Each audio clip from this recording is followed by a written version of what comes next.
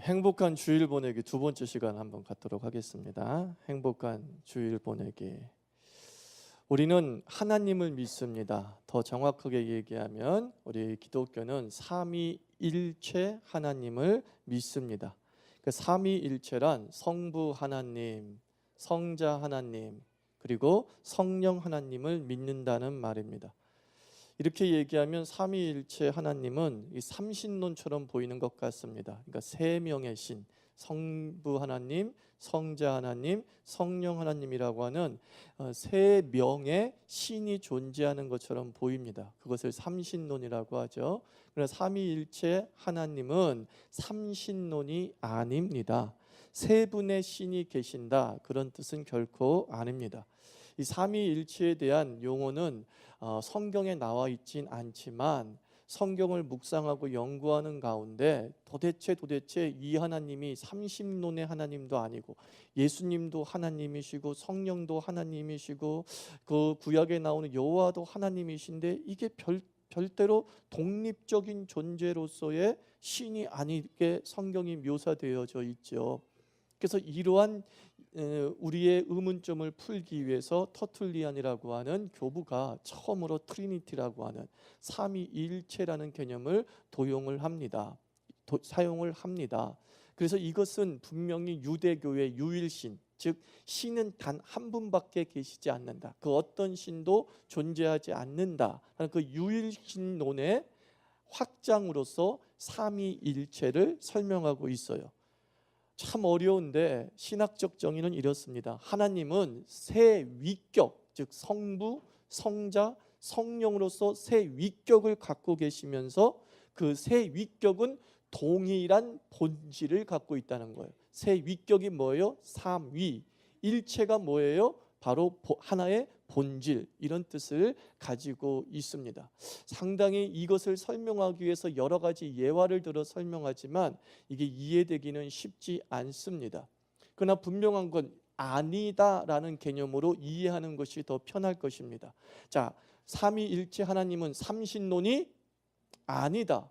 그러나 또한 삼위일체 하나님은 유일신론도 아니다라는 거예요. 그런 개념을 가지고 있지만, 그래서 우리 기독교는 너의 신론이 무엇이니? 라고 물어보면 우리는 삼위일체 하나님을 믿어 세 위격을 갖고 계시지만 동일한 본질이시다, 그런 면에서 하나다라고 설명하고 있는 거예요. 그래서 이 삼위일체 하나님의 적용은 뭐냐면, 삼위일체 하나님은 하나됨의 표상을 우리에게 보여주고 계십니다. 뭐의 표상이라고요? 하나됨의 통일성이라고 하죠. 획일성은 무엇이냐면 하나의 다른 것은 존재하지 아니하고 그것 하나만 있는 것을 획일성이라고 표현하죠. 에베소서에서 하나님께서 우리를 통일되게 하려 하심이라 라고 해서 이 통일은 무엇입니까? 뭔가 다른데 그것이 뭐예요? 하나로 집중이 되어지는 것이죠. 같게 나타나는 것이죠. 그래서 기독교는 획일적 종교가 아니라 뭐예요? 통일적 종교예요. 많은 하나님의 세 위격이 있는 것처럼 다양한 인격과 다양한 성격이 존재하고 있는데 그것이 어떻게 돼요? 결국은 하나로 나타나게 된다. 그게 교회의 모습입니다.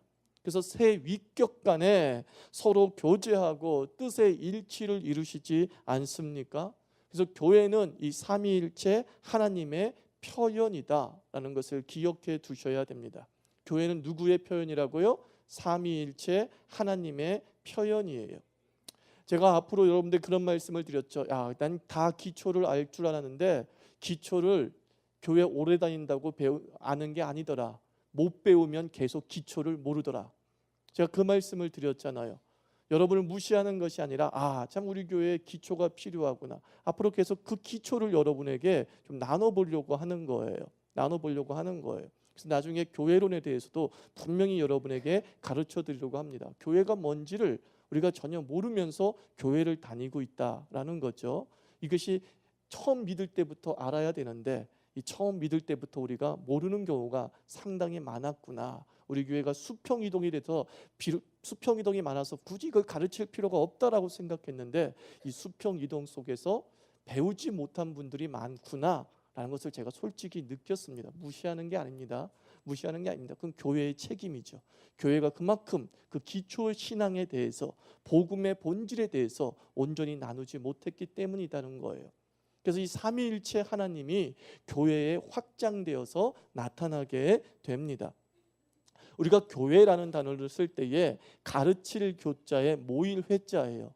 근데 엄밀한 의미에서 많은 신학자들은, 한국의 신학자들은 이 교회의 한자 번역이 잘못됐다라고 얘기를 합니다. 사실은 교회는 뭐로 번역이 돼야 되느냐? 가르칠 교자가 아니라 사귈 교자로, 우리가 이렇게 쓰는 거 있죠? 사귈 교자로 이 교회라는 단어를 사용해야 된다는 것이죠. 가르치기 위해서 모이는 것이 교회가 아니라, 교회는 사귀기 위한 모임이, 사귐이 있는 모임이 교회이다라고 말씀하고 있습니다. 우리가 신앙 고백을 할 때에 전통적인 교회에서는 주로 사도신경을 사용하고 있습니다.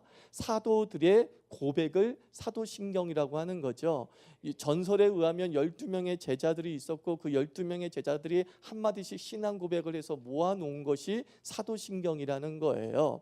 그래가지고 이 사도신경을 보통 12항목으로 나눕니다. 그래서 여러분들이 어느 설교를 들었는지 모르겠지만 사도신경을 설교한다면 보통 12강입니다. 12시간에 의해서 사도신경을 설교합니다. 그런데 이 12항목 중에 9번째 항목이 바로 교회론에 해당되는 거예요. 뭐예요? 성도가 서로 교제하며. 이게 사실은 교회론에 관련된 신앙 고백입니다. 그래서 교제라고 하는 이 단어가 헬라어로 뭐라고 했습니까? 코이노니아라고 했습니다. 이 코이노니아가 라틴어로 번역되면서 꼬뮤니오라고 했어요. 꼬뮤니오.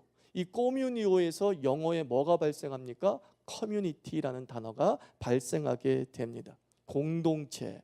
코이노니아가 교제라고 하는 부분으로만 번역된 것이 아니라 이것이 확장돼서 공동체라는 단어로 사용하게 됩니다. 그래서 교회의 다른 말을 공동체라고 해도 무관하다는 거죠. 그래서 미국 교회 같은 경우는 우리는 교회라는 단어로 영어를 뭘로 알고 있죠? church. 그죠? 우린 자유교회 하면 자유철치 이렇게 얘기한단 말입니다. 그런데 때로는 이 영어로 교회를 표현할 때 미국의 영미권의 교회는 커뮤니티라고 하는 단어를 사용하기도 해요. 예를 들자면 우리가 잘 알고 있는 현대적 교회 중에 하나가 빌 하이블스 목사가 심무하고 있는 윌로우 크릭 교회죠. 근데 윌로우 크릭 처치라고 하는데 그 윌로우 크릭 처치라고 하지 않고 자기네들은 거기에다가 뭐라고 영어로 썼냐면 윌로우 크릭 커뮤니티라고 써놨어요. 윌로우 크릭 커뮤니티. 근데 그런 게 미국 교회는 상당히 많아요. 우리 오직 한 단어, 처치라는 단어만 사용하고 있지만 영미 신앙에서는 이 처치와 그리고 커뮤니티가 혼용되어서 사용되고 있다는 거예요. 그래서 이 공동체라는 단어가 좀 더 교제라고 하는, 코이노니아라고 하는, 하나됨이라고 하는 의미를 더 잘 설명해 주고 있기 때문이다라고 말하고 있습니다. 그래서 교회 공동체에 대해서 우리가 한번 살펴보면 그 단어의 출발이 코이노니아라고 말씀을 드렸습니다. 교제라고 주로 번역이 되어지는데 신약에서 19번이 나타나게 됩니다. 근데 그 교제라는 것을, 이 용법을 가지고서 세 가지 의미가 있구나라는 것을 알게 되는 거죠. 그렇다면 교회는, 공동체는 바로 이러한 의미들을 추구하고 이러한 의미들이 발현되어질 때에 건강한 교회다라고 말할 수 있게 되는 것이죠. 이 커뮤니티로 번역된 코이노니아가 어떻게 용법으로 사용되어졌느냐? 첫 번째 용법이 하나님과의 사귐을 뜻할 때 이 코이노니아를 사용했습니다. 그 대표적인 성경이 요한 사도가 쓴 요한서신서예요. 요한 1서, 요한 2서, 요한 3서에서 하나님과의 사귐이란 단어를 말할 때에 그 사귐이 바로 코이노니아라는 것입니다. 코이노니아. 우리가 주님의 사람으로 부름을 받았는데 우리가 부름을 받았을 때 그 교제의 본질이 무엇이냐? 삼위일체 하나님과 우리가 교제한다는 거예요. 삼위일체 하나님과 우리가 사귄다라는 겁니다. 성부와 그 성부 하나님이 보내신 생명이신 성자와 그리고 그 성자 하나님을 우리와 연결시켜주는 성도님의 성령 하나님을 통한 깊은 사귐이 우리에게 있는 것이죠. 그래서 요한 사도는 자꾸 사귐이라고 해요. 하나님과의 사귐, 하나님과의 사귐 이렇게 얘기합니다. 그리고 그 하나님과의 사귐을 통해 너희는 성도와 서로 사귀라 이런 식으로 전개시켜 나가고 있습니다. 우리가 주일날 예배로 모인다라는 것의 본질의 첫 번째는 뭐예요? 우리가 누구와 사귀어요? 하나님과 사귀는데 그 하나님과의 사귐은 하나님과의 연합이요 하나님과의 하나됨을 이루는 것입니다. 하나님이 별도로 떨어져 있고 나도 별도로 떨어져 있어서 그냥 일방통행으로 나는 올려보내고 주님은 받기만 하는 그것이 예배가 아니라는 거죠. 교제라는 건 뭐예요? 주고 받음이 있다라는 뜻이 아닙니까? 우리가 주일날 주님께 온전히 예배를 드린다, 하나님과의 사귄다라는 것은 주고 받음이 있는 거예요. 주고받음이 있는 거예요. 내 마음, 내 생각, 내 뜻 주님께 드리고, 그리고 주님도 자기 생각, 자기 뜻 나에게 주시고, 때로는 내 것을 받기도 하시고 나도 하나님의 것을 받기도 하는 그러한 주고받음이 있음, 그것이 바로 사귐이다라고 성령은 말씀하고 있습니다. 그래서 요한일서 1장 3절에 성자와의 사귐을 얘기하고, 또 고린도후서 13장 13절에서는 우리가 성령의 교제에 참여한다라고 설명하고 있습니다. 그래서 교제가 단순히 교제가 사람을 만나고 하나님을 만나는 개념이 아니라 만남보다 더 중요한 우리의 단어 뭐라고요? 사귐. 얼마나 좋은 단어인지 뭐냐? 사귄다는 거예요. 야, 너 나랑 사귀자. 이 사귐 속에는 온전한 삶의 나눔이 포함되어져 있잖아요. 나 너랑 사귀고 싶어 라고 했을 때 그것은 사랑의 표현이 되기도 하고 호감의 표현이 되기도 하죠. 내가 너 싫은데 누가 사귀겠다고 하겠어요? 내가 너 미워하는데 누가 사귀자는 말을 하겠어요? 이 사귐이라는 단어가 얼마나 풍성하고 그리고 애정이 듬뿍 담긴 단어인지 모릅니다. 여러분들이 주님 앞에서 예배하면서 이 사귐이 있는 예배가 되기를 축원합니다. 주고받아 사귀는 거죠. 둘째로 이 단어가 성도 간의 축제를 의미할 때 사용되기도 합니다. 그래서 성경에서 교제로 이 단어를 번역했다고 한다면, 요한일서는 사귐으로 번역을 했지만 또 어떤 바울 같은 경우는 교제로 번역을 하기도 하죠. 교제로 번역하면 되게 뭐냐, 식탁 교제나 잔치의 분위기를 연상하게 된다라고 말씀하고 있습니다. 그러니까 우리가 성도 간에 교제를 한다라는 것은 뭐냐면 축제의 상황이 되는 거예요. 오늘 우리가 기도할 때 꼴 보기 싫은 사람이 있으면 힘들어진다고 했죠. 여러분, 잔치와 축제에 꼴 보기 싫은 사람 초대하는 사람이 있습니까? 결코 초대하지 않습니다. 진짜 초대하지 않아요. 잔치에는 뭐예요? 나와 함께 즐길 수 있는 사람만 사실 잔치에 초대받습니다. 그러니까 초대받았다라는 것은 무슨 뜻이냐? 당신은 내게 받아들여졌다라는 의미를 가지고 있죠. 초대받았다는 건 무슨 뜻입니까? 내가 당신 좋아한다, 괜찮게 생각한다 라고 하는 간접적 고백이 됩니다. 그래서 우리가 주일에 성도와 교제하기 위해서 예배를 드리고 성도와 교제하기 위해서 일주일에 한 번씩 모일 때는 이 성격이 무엇이 되느냐? 잔치가 되고 축제가 되고 즐거움이 되는 거예요. 다른 말로 해서 지난주 말한 것처럼 사람 만나는 기쁨이 있어야 된다는 거예요. 사람 만나는 기쁨. 그 사람을 만나기 위해서 교회에 오는 것은 결코 불경건이 아니에요. 이단이 아니에요. 그 사람을 보고 싶어서 교회에 오고 싶다. 이것은 뭐예요? 그 사람이 제대로 하나님과의 삼위일체의 하나님의 사귐의 역사, 성령의 교통하심의 역사를 체험하고 있다, 그런 뜻이 되는 거예요. 어떤 사람이 얘기합니다. 야, 사람 보고 교회 오냐? 하나님 보고 교회 오지. 맞습니다. 하나님 보고 교회 옵니다. 그러나 하나님을 제대로 본 사람에게는 그 하나님의 형상이 담긴 사람에 대한 기쁨과 즐거움이 넘친다는 거예요. 인간이 죄를 짓기 전에 아담과 하와가 있었어요. 아담이 죄를 짓기 전에 하나님의 형상이 담긴 하와를 보고 뭐라고 했죠? 내 뼈 중에 뼈요, 내 살 중에 살, 노래했어요. 너무 기뻐했다 이거예요. 자기에게 마주선 존재, 사람을 너무 기뻐하고 사람을 너무 좋아하고 사람을 너무 즐거워했던 모습이 타락 이전의 아담의 모습이에요.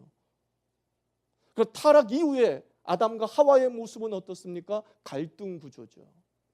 꼴 보기 싫은 존재가 되는 거예요. 보고 싶지 않은 존재가 돼버리고 마는 거예요. 그 사랑하는 성도 여러분, 우리 삶에 꼴 보기 싫은 존재가 생겼다는 것은 하나님과 나 사이에 사귐의 문제가 생겼다, 이런 뜻이 되는 거예요. 관계의 문제는 신앙의 문제예요. 그렇더라고요. 솔직히 고백합니다. 나도 관계 틀어지는 부분 있습니다. 그럼 내가 왜 이 관계가 틀어졌느냐? 하나님과의 사귐의 문제가 생긴 거예요. 하나님의 형상에 대한 바라봄이 우리 안에 무너졌을 때 성도 만나는 즐거움이 깨져버리는 거예요. 내 앞에 사람 때문에 내가 힘든 것이 아니라 내가 하나님과의 교제가 깨졌기 때문이라는 거예요. 교제는 이렇게 성도에 대한 기쁨을 전제로 하는 거예요. 주님은 성도와의 기쁨, 성도와의 잔치, 성도와의 축제를 예배라고 얘기하는 거예요. 성령의 역사라고 얘기하는 거예요. 사도신경은 고백합니다. 성령의 교통하심, 이렇게 얘기하는 거예요. 그 교통이 인간의 노력과 의지에 의해서 이루어지는 것이 아니라 성령의 역사라고 얘기합니다. 무엇이 성령 충만합니까? 성도와 즐거운 자가 성령 충만한 거예요. 성령 충만하면 관계가 회복돼요. 정말 성령으로 충만하면 그 사람의 삶에 사람 만나는 기쁨이 생기는 거예요. 내가 그 사람을 만나서 기쁘기도 하고 그 사람이 나를 기뻐하기도 하고 하는 일이 벌어진다라고 성경은 말씀하고 있는 거예요. 저는 우리 교회가 이런 교회 되기를 축원합니다. 이 코이노니아가 있어야 돼요. 성도와 서로 교통하며 성도 만나는 즐거움. 뒤통수도 보기 싫은 존재가 아니라 뒤통수만 봐도 웃음이 나오는, 즐거움이 나오는, 그 사람 왔네, 그 사람 왔네. 전 이런 교회 만들었으면 참 좋겠습니다. 그러기 위해서는 우리가 본질적인 하나님과의 사귐이죠. 그래서 요한일서가 이 하나님의 사귐을 얘기하면서 뭐라 그래요? 너희가 하나님을 사귄다고 하면서 성도가 서로 미워하고 원수가 되면 너희 안에 하나님의 사귐이 없는 것이니 그랬단 말이에요. 코이노니아가, 하나님과의 코이노니아가 없는 존재는 성도와의 코이노니아도 없고, 거꾸로 올라가서 성도와의 코이노니아가 없는 사람은 원래 하나님과의 코이노니아가 없었던 것이야, 이렇게 얘기합니다. 이해가 되시죠, 여러분? 그래서 우리는 주일을 어떻게든 행복하게 보내야 돼요. 교회를 즐겁게 보내야 돼요. 그게 뭐예요? 성격의 문제가 아니라 신앙의 문제인 거예요. 신앙. 즐겁게 보내는 것은 신앙의 발현이에요. 행복하게 보내는 것은 신앙의 발현이에요. 함께 서로 악수하면서 반갑습니다. 즐겁습니다. 잘 오셨어요. 보고 싶었어요. 이것이 뭐라고요? 신앙이에요. 하나님과 깊은 사귐의 역사의 모습이다. 성경은 말하고 있는 거예요. 좌우사 인사합시다. 보고 싶었어요. 예, 이거예요. 보고 싶었어요. 이게 뭐라고요? 신앙이라니까요. 이게 뭐라고요? 하나님과의 사귐에 충만히 젖어 있었다는 증거가 되는 것이죠. 그리고 세 번째, 이 코이노니아가 쓰여졌던 용법 중에 하나가 뭐냐면 참여라는 단어도 사용되기도 했다는 거예요. 참여의 의미도 있죠. 교제가 늘 기쁜 것을 연상시키고 추구하게 만들기도 하지만 참여는 또 그 반대 측면도 갖고 있었다는 거예요. 고린도후서 1장 7절과 빌립보서 3장 10절에서 이 고난은 어떻게 번역되었냐면 고난과 함께하고, 예를 들면 바울이 내가 그리스도의 고난에 참여하려 합니다, 그러죠. 그 참여가 코이노니아로 헬라어가 쓰여지기도 했다라는 것이죠. 재정이나 물질을 보조하면서 참여하죠. 로마서 15장 26절, 빌립보서 1장 5절에는 내 복음에 함께 참여한다라고 하기도 합니다. 고린도전서 10장 16절에서는 성례전적 의미로서 그리스도의 몸과 피에 함께 참여한다라고 말하고 있습니다. 그러니까 이 코이노니아, 이 교제는 또 하나 세 번째 어떤 의미를 가지고 있느냐? 우리의 삶에 깊이 관여하기 시작한다는 뜻이에요. 삶에 깊이 관여한다. 이것을 현대 영미 기독교는 이런 단어를 사용하죠. 쉐어링이라는 단어를 사용하죠. 우리 막 큐티에 한창 우리 내 중학교 때 유행했을 때 30년 전 40년 전에 유행하기 시작했을 때 그때 단어가 고급스럽게 쉐어링이었어요. 쉐어링. 그게 뭐였죠? 네 삶을 좀 나누자라는 거였잖아요. 네 삶을 좀 나누자라는 것이었죠.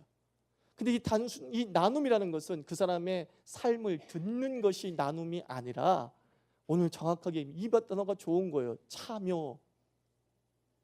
내가 그의 삶에 개입하고 내가 그의 삶에 함께 동참하고 하는 역사가 벌어지죠. 그래서 예수 그리스도께서 삼위일체 하나님께서 어떻게 우리에게 참여하셨냐면 세상 속에 참여하시죠. 세상 속에 참여하시죠. 그래서 교제는 교회 안에서만 이루어지는 것이 아니라 믿음의 공동체 안에서만 이루어지는 것이 아니라 이것이 어디로 확장이 되는 거예요? 세상에 확장되어지는 거예요. 세상에 하나님의 뜻을 가지고 참여하는 거예요. 세상과 밀접한 교류를 하는 거예요. 기도원에 올라가서 세상과 단절되어 사는 것이 아니라 삶의 현장에서 부대끼면서 살아가는 것을 성경은 신앙이다라고 얘기하는 거예요. 신앙이다. 세상 돌아가는 것을 무시해버리고 무관하게 살아가는 것이 아니라 세상의 모습에 아파하고 세상의 모습에 기뻐하기도 하면서 그 세상과 삶을 참여하는 것, 그게 또한 교제다라는 단어로 사용했다는 거예요. 그게 바로 성령의 역사죠. 왜냐하면 예수님께서 제자들에게 뭐라고 기도하셨습니까? 내가 너희를 세상에 보낸다 그랬어요. 내가 너희를 세상에 보낸다. 주님께서는 우리를 동떨어진 존재로 우리를 부르신 게 아니에요. 은둔주의자로 우리를 부르신 게 아니에요. 우리는 적극적으로 세상과 뭐 해야 돼요? 교제해야 돼요.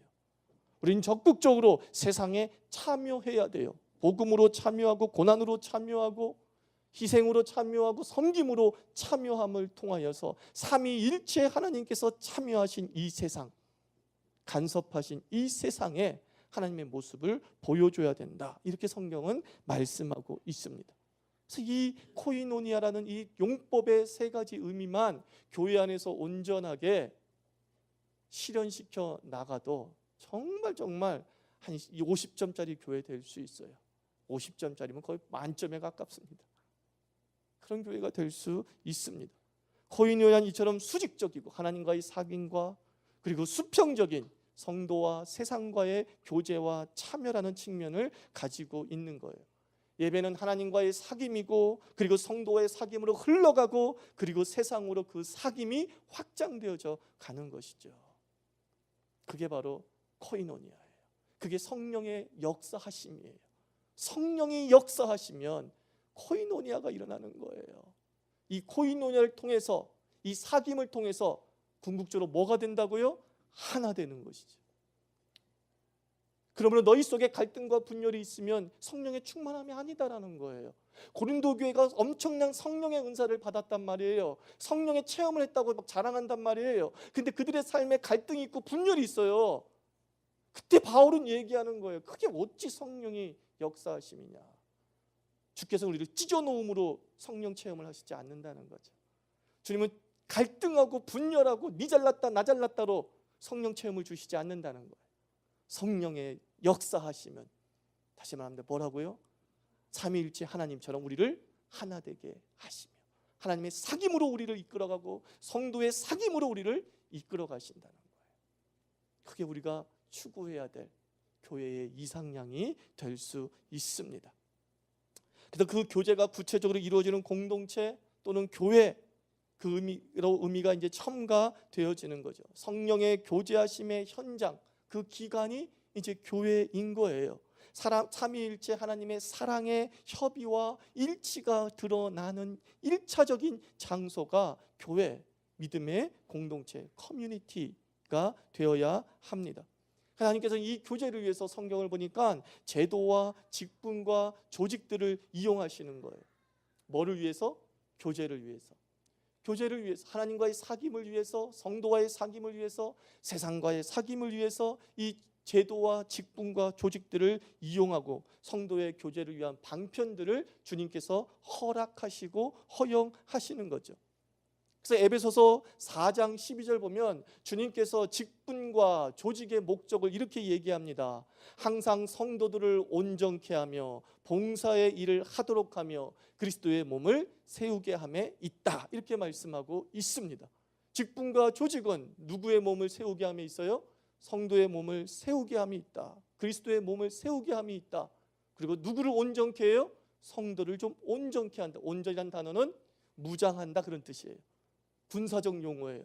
성도를 강력하게 무장시켜서 그 강력하게 무장된 성도를 통하여서 누구의 몸이 세워진다? 그리스도의 몸. 그리스도의 몸은 뭐예요? 교회를 세운다. 성도들의 모임을 온전히 세워나가도록 하신다라고 말씀하고 있습니다. 그러므로 교회의 조직과 직분은 견제와 비판이 목적이 아닙니다. 성경 어디에도 직분을 견제와 비판으로 주신 적이 없습니다. 조직과 직분은 뭐예요? 하나됨, 사귐으로 우리를 인도하고 사랑의 일치를 위한 방편으로서 조직이 사용되어져야 되고 직분이 사용되어져야 된다. 제 얘기가 아니라 성경이에요. 성경이 그거예요. 우리 교회가 어떤 조직을 세운다, 어떤 직분을 세운다 할 때 초점은 어디다 맞춰줘야 돼요? 그 일을 얼마나 잘하냐가 아니야. 그 직분을 통해서 교회가 하나 될 수 있느냐, 그 조직을 통해서 교회가 하나 될 수 있느냐, 그 프로그램을 통해서 교회가 깊은 사귐으로 몰입될 수 있느냐, 여기에 항상 초점을 맞추고서 생각해 놔야 한다는 거예요. 그러니까 제일 위험한 게 뭐예요? 교인 떠나지 않게 하기 위해서 직분 주는 것처럼 위험한 게 없는 거예요. 성경 어디에도 교인을 잡기 위해서, 믿음을 잡기 위해서 직분 주라는 말씀이 없거든요. 아무리 직분을 줘도 떠날 사람은 떠나요. 직분은 잡는 게 아니에요. 조직은 잡는 게 아니에요. 직분과 조직의 목적은 뭐라고요? 성령의 교통하심을 드러내는 방편, 궁극적으로 하나님과의 성도의 사귐으로 인도하는 디딤돌의 역할을 할 수 있도록 주께서 조직을 허락하시고 직분을 나누어 주시는 것이죠. 직분을 나누어 주시는 거죠. 그래서 교회가 서로 교제한다, 성령으로 하나가 되었다라고 했을 때 첫 번째 의미는 뭐냐면 뜻의 일치가 이루어지는 거예요. 아, 정말 성령이 역사하고 성령의 교통하심이 있을 땐 뜻의 일치가 있습니다. 우리를 교회로 부르셨단 말이에요. 우리를 공동체로 부르셨단 말이에요. 그것은 다른 말로 해서 공동체와 맥을 같이 한다라는 뜻을 갖고 있습니다. 우리가 자유로 부르심을 입었습니다. 자유교회로 부르심을 입었습니다. 이것은 무슨 뜻이냐? 자유로 일치해야 된다는 뜻이죠. 공동체의 본질은 같습니다. 어느 공동체나 어느 교회나 본질은 같습니다. 본질 추구에 성격이 약간씩 다를 뿐이란 말이에요. 가치의 순위가 조금씩 다를 뿐인 거죠. 기도와 말씀이 있다고 한다면 어느 교회는 기도를 우선순위에 두기도 하고 어느 교회는 말씀을 우선순위에 두기도 하는 거예요. 본질이 다른 것이 아니라 성격이 다르고 가치의 우선순위가 약간씩 다를 뿐이에요. 예배가 훈련이다라고 말하는 공동체가 있는 반면에 예배 외에 별도의 제자훈련이 항상 필요하다라고 말하는 공동체도 있어요. 어느 교회가 더 건강한 교회냐? 말할 수 없어요. 그것을 통해서 교회가 하나 됐느냐? 그러면 그건 건강한 거예요. 그런데 제자훈련을 했다? 근데 그것 때문에 나눠져. 실제로 그랬어요. 제자훈련하는 많은 교회가 실패해보는 이유 중에 하나가 뭐냐면 특권의식에 빠져버렸어요. 제자훈련 받은 자들이. 그래가지고 나는 제자훈련 받은 사람이야, 너는 안 받은 사람이 하면서 갑자기 층이 갈라져 버렸어요. 저는 이렇게 말합니다. 그거는 성령의 역사가 아니죠. 그는 뭐예요? 그 제자훈련의 목적을 상실해버린 거죠. 모든 교회의 훈련과 조직과 프로그램은 무엇에 집중돼야 된다고요? 사귐에 집중돼야 된다. 그 사귐의 결과로 서로 하나 되어지고 서로 받아들여지는 모습이 있을 때 제대로 운영이 되는 것이죠. 저는 계속 교회 여러분에게 부탁드리고 싶습니다. 자유교회 공동체에 왔다면 자유교회의 뜻과 일치할 때 행복한 거예요. 자꾸 그것을 추구하세요. 자유교회의 뜻과 사귐의 일체를 가야겠다. 일치를 위한 사귐으로 가야겠다. 근데 날마다 그 뜻과 맞지 않으면 어떻게 되겠어요? 앉아있기가 힘들어지는 거예요. 앉아있기가. 본질이 무너졌다면 주의 말씀으로 개혁하고 앞장서 나가야겠지요. 그러나 가치 추구의 우선순위의 문제는 어떻게 돼야 돼요? 서로 이해하고 넘어가야 되는 거죠. 아, 그렇군요. 그랬었군요. 아, 그런 거예요? 알겠어요. 이게 소통이거든요. 목장을 운영할 때도 마찬가지입니다. 목자가 나름의 가치를 하나 갖고 있습니다. 그리고 그것은 훈련을 통해서 또 교회의 어떤 인도자들과 함께 나눈 가치들을 성도들에게 나눠주는 것이죠. 그때 목장원들이 행복하려면 어떻게 해야 돼요? 맞습니다. 그렇군요. 이해가 됩니다. 그때 되는 거예요. 근데 이상하게 신천지 얘기하고 있으면 고발을 해야죠, 저한테. 그때는 그럼 고발을 해야죠. 이상한 엉뚱한 얘기를 하고 있어요 라고 한다면 그럼 고발을 해야겠지요. 그러나 가치와 성격의 문제라면 어떻게 되는 거예요? 일치, 뜻을 일치시켜서 나아갈 때에 행복해지는 거예요. 즐거워지는 거예요.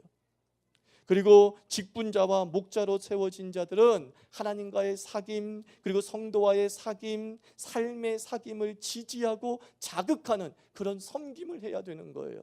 절대적으로 우리는 디딤돌의 역할을 해야 되는 것이지 우리가 함정이 돼서는 안 된다는 것이죠. 하나님의 직분자로 세워진 자들은 성도를 온전케 하며 이 일에 온 힘을 써야 돼요. 사람의 믿음을 흔들리게 만들고 성도와 서로의 신뢰관계를 깨트리게 만드는 이간, 막 이런 것들이 직분자의 사명이 되는 그 순간 하나님의 교회는 무너지고 마는 거예요. 어찌해든 직분자들은 성도를 온전케 하며 하나님과의 사귐과 성도의 사귐으로 어떻게 해야 돼요? 디딤돌이 되게 해주는 거예요. 사다리가 되어주는 역할들을 감당해야 되는 거예요. 그것이 우리가 세움받은 자, 선생을 맡은 자의 귀중한 책임이 되는 것이죠. 우리 목자가 새로 세워질 때 우리 이런 목자 되기를 주의 이름으로 축원합니다. 사다리가 됩시다. 다 외치자. 사다리가 됩시다. 디딤돌이 됩시다. 그리고 도끼의 노래를 하겠습니다. 너와 나의 연결고리. 이거 몰라요? 청년들만 아는구나. 그래, 연결고리예요. 그게 직분자, 그게 조직, 그게 프로그램의 목적이 돼야 되는 거예요. 연결고리가 돼야 돼요. 연결고리. 묶여지게 하고 끈끈하게 만들어 나가는 그 사명을 우리 직분자가 감당해야 될 줄 믿습니다. 그리고 사랑받음을 느끼게 해야 되는 거죠. 우리 교회 두 번째 모토가 뭐예요? 사랑이 느껴지는. 이 사랑이 느껴진다는 게 뭘까? 여러 가지로 적용이 되겠지만 수용됨이에요. 수용됨. 이 교제할 때에 성도가 서로 사귈 때에 아 정말 내가 사랑받고 있구나라고 하는 그 느낌을 절실하게 받을 때는 내가 받아들여질 때더라고요. 내가 받아들여져. 내 아픔이 받아들여져. 내 기쁨이 받아들여져. 내 형통이 받아들여져. 내 고난이 받아들여져. 내 못남이 받아들여져. 내 잘남이 받아들여져. 그런데 어떨 때 안 받아들여져요. 내 잘남이 교만하다고 하면서 배척되어지고 내 못남이 열등하다고 하면서 무시되어지고 그럴 때 참 많잖아요. 그때 쓸쓸함을 느끼는 거죠. 교회의 냉랭함을 느끼는 거죠. 우리가 성도가 서로 교통할 때에 그 교통함의 사귐의 적용점이 뭐라고요? 수용됨. 이거 합시다. 받아들여지는 거예요. 그래서 우리 이 찬송 많이 부르잖아요. 내 모습 이대로 주 받으옵소서. 근데 주님만 우리의 모습 그대로 받으시는 것이 아니라 하나님과의 사귐이 있는 성도들도 그 모습 그대로 받게 되는 줄 믿습니다. 그래, 너 모습 그대로 받아들여. 내 자식 그 모습 그대로 받아들이는 거예요. 이게 내 뱃속에서 낳은 노민이 날 닮았지 누구 닮았겠어? 받아들이는 것이죠. 그럴 때 마음이 편안해지면서 서로의 뭐예요? 깊은 교통함이 생기기 시작하는 거예요. 그리고 하나됨의 역사가 일어나게 됩니다. 우리 자유교 교인 여러분, 오늘 어차피 일주일에 한 번씩 오는 분들이 대부분입니다. 이양원 일주일에 한 번 행복하기를 축원합니다. 이양원 한 번의 이 주일 하나님과 성도와의 깊은 사귐이 있는 그런 날 되기를 주의 이름으로 축원합니다. 같이 우리 찬양, 우리 기도합시다. 하나님 아버지 감사합니다. 우리 교회로 불러주시니, 공동체로 불러주시니, 코이노니아, 거무니오, 커뮤니티, 우리를 그 교제함의 공동체로 불러주시니 감사를 드립니다. 우리 교회 올 때마다 하나님과 깊게 사귀는 맛을 느끼게 하시고, 우리 교회 올 때마다 그 성도 보는 낙이 있게 하여 주시옵시고, 삶의 현장에 힘차게 참여할 수 있는 충만함을 체험하게 하여 주시옵소서. 함께 기도드리겠습니다. 하나님